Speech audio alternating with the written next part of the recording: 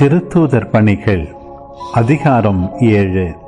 திமிர் பிடித்தவர்களே, இறைவார்த்தையை கேட்க மறுக்கும் செவியும் ஏற்க மறுக்கும் உள்ளமும் கொண்டவர்களே, உங்களுடைய மூதாதையரை போல நீங்களும் தூய ஆவியாரை எப்போதும் எதிர்க்கிறீர்கள்.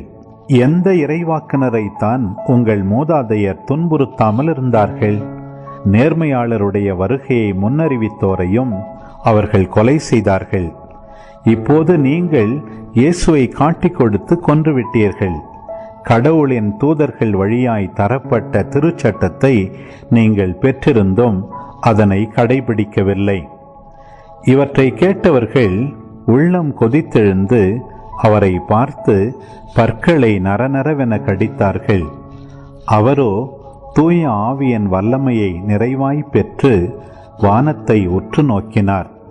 அப்போது கடவுளின் மாட்சியையும் அவர் வலப்பக்கத்தில் இயேசு நிற்பதையும் கண்டு, இதோ வானம் திறந்திருப்பதையும் மானிட மகன் கடவுளது வலப்பக்கத்தில் நிற்பதையும் காண்கிறேன் என்று கூறினார்.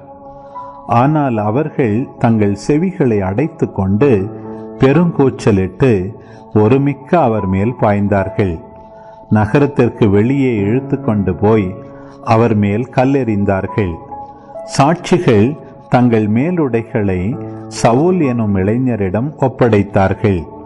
அவர்கள் ஸ்தேவான் மீது கல்லெறிந்த போது அவர், ஆண்டவராகிய இயேசுவே, எனது ஆவியை ஏற்றுக்கொள்ளும் என்று வேண்டிக் கொண்டார்.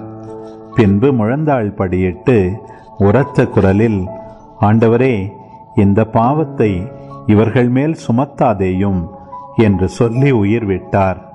ஸ்தேவானை கொலை செய்வதற்கு சவுலும் உடன்பட்டிருந்தார்.